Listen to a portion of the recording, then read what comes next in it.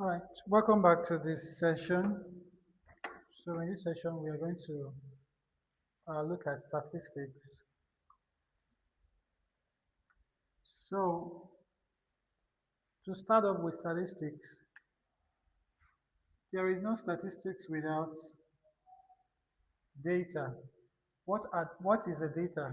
A data is sets of numerical values. So this is what we call data. Now, uh, data is just merely numerical values, okay? Until we subject it to statistics. And statistics provides meaning to our data. Otherwise, our data is just a mere numerical value. Now, data is generated in every field of study. It's generated every single day. But without statistics, we cannot make meaning out of that data.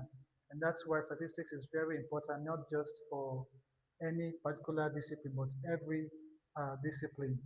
So, uh, to be able to make sense of our data, we have to look at uh, different measures which we will use to be able to make sense of our statistical data. And one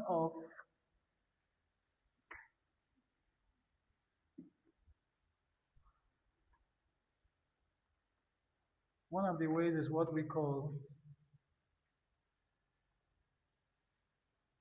measures of central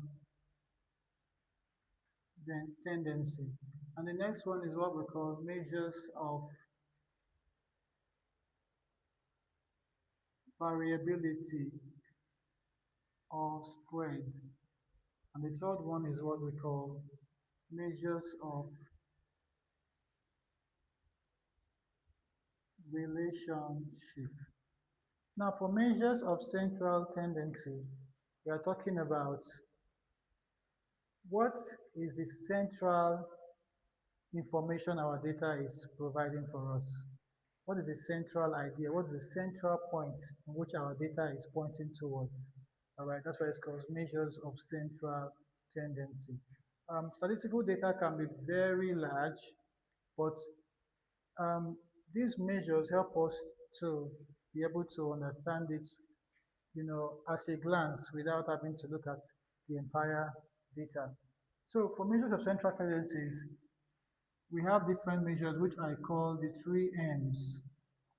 So the three M's, we're talking about mean, we're talking about mode, and we are talking about median.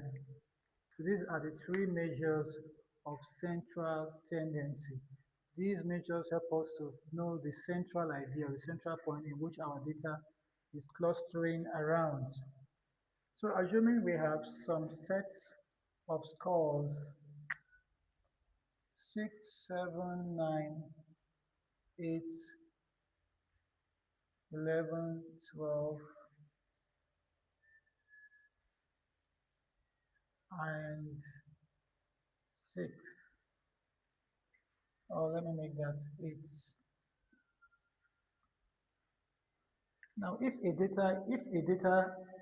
a data set contains very few numbers, it's easier to work around. But when the number, when the information there is really really large, when the figures there, numerical values there are very large, it involves uh, more. You need more sophisticated efforts to be able to work around that. So assuming we have this set of scores, all right, we have 6, we have 7, we have 9, we have 8, we have 11, we have 12, and then we have 8. How can we find out the central idea around this data? Let's assume this data has to do with age of students in a class. All right. Now we want to find out what is the central point or central tendency in which that what is the central or general information that our data is trying to give us. All right. So looking at mean, before we carry out this measure, I always advise you arrange your scores in ascending or descending order of magnitude. So I start with the lowest number or from the highest number. So I just want to start with the lowest number.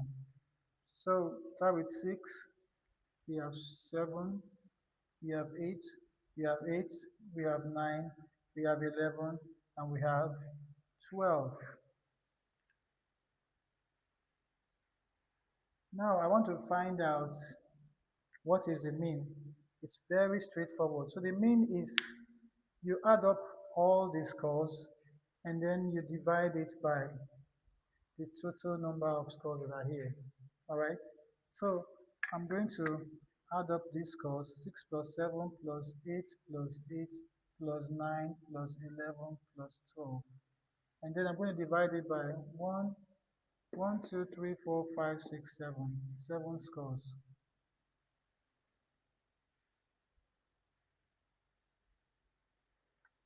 So we're going to use our calculator to first add up 6 plus 7 plus 8 plus 8 plus 9 plus 11 plus 12.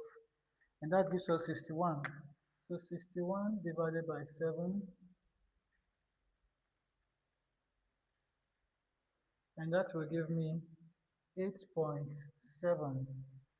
So our mean, which is usually denoted by X bar, is equal to 8.7. So what this is telling me is that although I have students between the age of 6 and 12, the central point is 8.7. So it's telling me that the scores,